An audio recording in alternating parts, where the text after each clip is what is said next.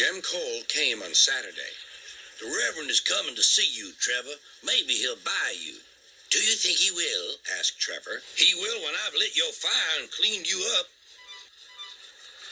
The vicar and his two boys arrived that evening. Trevor hadn't felt so happy for months. He chuffered about the yard. Show your paces, Trevor, said the vicar.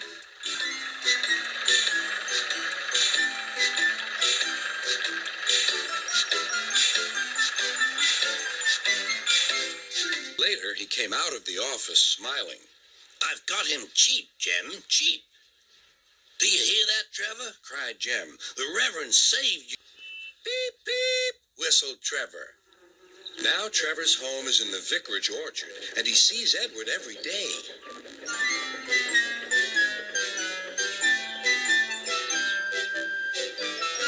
His paint is spotless. And his brass shines like gold. Trevor likes his work, but his happiest day is the church fair. With a wooden seat bolted to his bunker, he chuffers round the orchard, giving rides to children.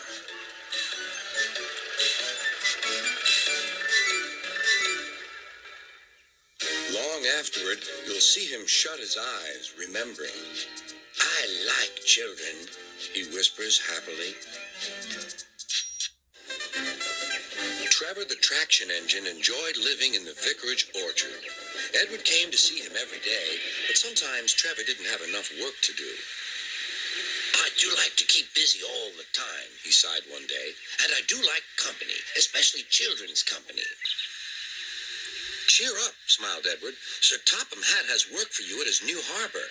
I'm to take you to meet Thomas today. Oh, exclaimed Trevor happily. A harbor, the seaside, children, that will be lovely.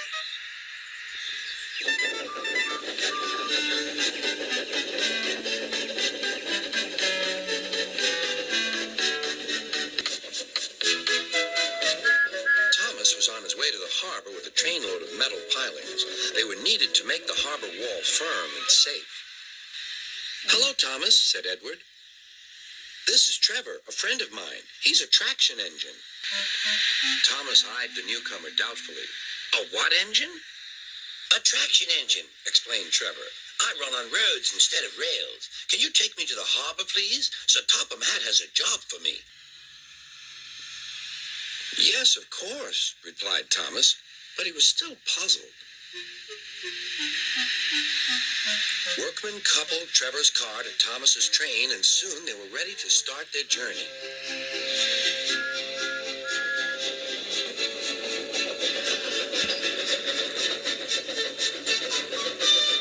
I'm glad Sir Topham Hatt needs me, called Trevor. I don't have enough to do sometimes, you know, although I can work anywhere, in orchards, on farms, in scrapyards, even at harbors. But you don't run on rails, puffed Thomas. I'm a traction engine. I don't need rails to be useful, replied Trevor. You wait and see.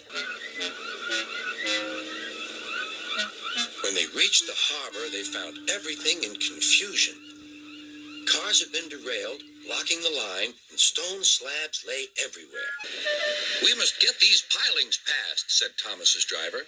They are essential. Trevor, we need you to drag them round this mess. Just the sort of job I like, replied Trevor. Now you'll see, Thomas. I'll soon show you what traction engines can do. Trevor was as good as his word. He dragged the pilings clear with chains and towed them into position. Who needs rails? He muttered cheerfully to himself.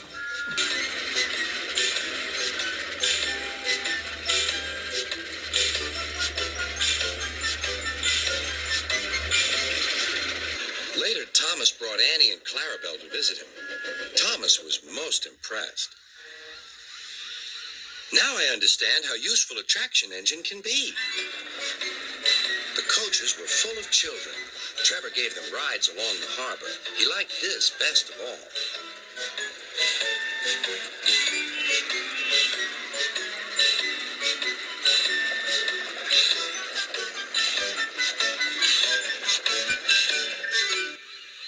He's very kind, said Annie. He reminds me of Thomas, added Clarabelle. Everyone was sorry when it was time for Trevor to go. Thomas pulled him to the junction. Thomas pulled him to the junction.